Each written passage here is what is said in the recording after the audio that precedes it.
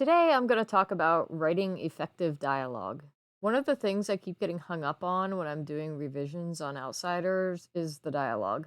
Even though I've read books and articles about it, and I feel like I understand the basic do's and don'ts, it's still kind of a challenge for me, and I can easily spend hours just tweaking a single conversation. Like everything else, I want it to be perfect. Someday I'll have to make a video about perfectionism and how it's not only unachievable, but actually hinders progress most of the time. Dialogue in fiction has a few different functions. You can convey a lot about a character just by the way they talk. Do they speak in proper English or do they use a lot of slang? Do they have an accent? Do they talk fast, slow? Do they stutter?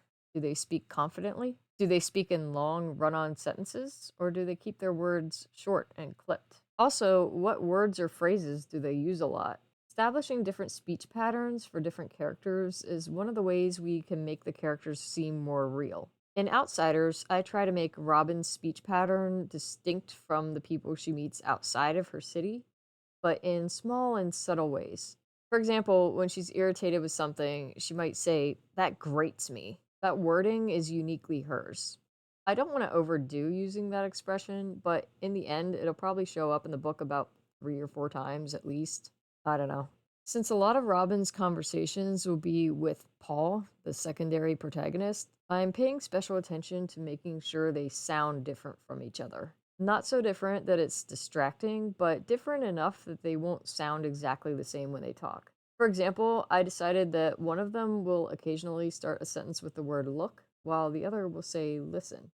Like, listen, I know it's late notice, but can you cover my shift tomorrow? Or, look, I have my own problems. I don't have time to worry about yours. Aside from giving characters more personality, dialogue must also serve to advance the plot. One of the first things we learn as writers is to avoid putting useless filler into our dialogue. Things like, "Hi, how are you doing? Fine weather we're having today. What did you think about the game last night? How's your mother doing?"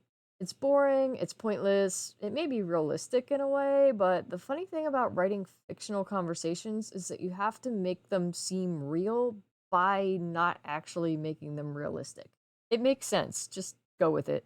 In real life, people engage in small talk all the time, but in fiction, they either get right to the point or they get right to avoiding the point in order to create tension.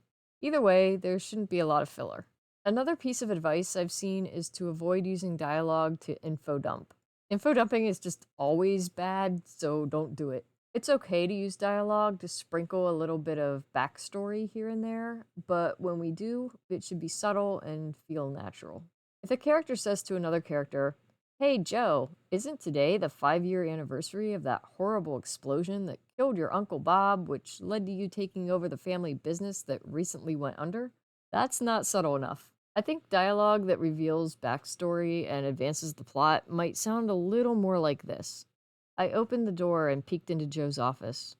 "Almost done in here?" He stood at his desk with his back to me, stuffing books and papers into one of the moving boxes. I approached slowly, willing to offer help, but uncertain if he would accept it. Next to him on the smooth oak surface was a news article he'd set apart, a clipping from the front page of the local Gazette. I recognized it immediately, the story about the explosion. Wow. I reached out and traced the edge of the paper, which had already started to yellow, and took note of the date. 5 years exactly. Hard to believe. "Yeah," Joe said in a low tone. "You must really miss him."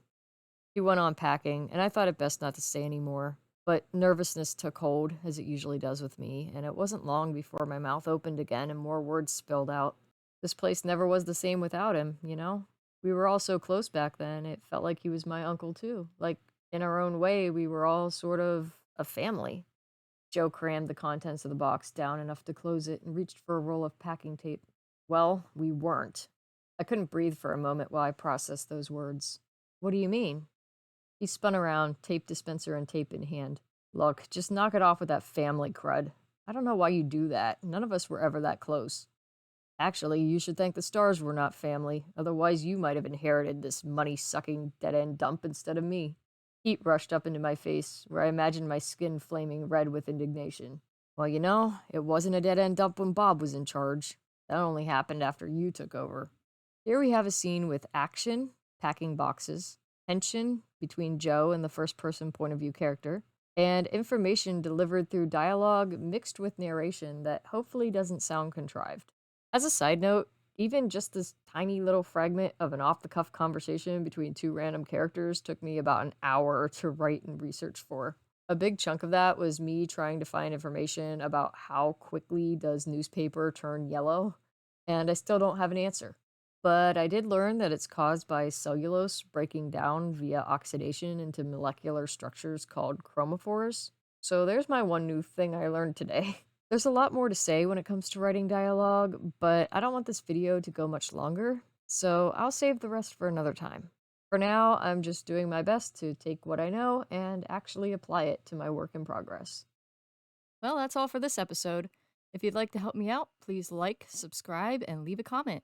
Another way you can help is to check out my Etsy store for fun and unique items. Just follow the link in the description below. And if you're a Christian artist, writer, or other creative type of person, please consider joining my Facebook community called All Christian Artists and Writers. Shalom!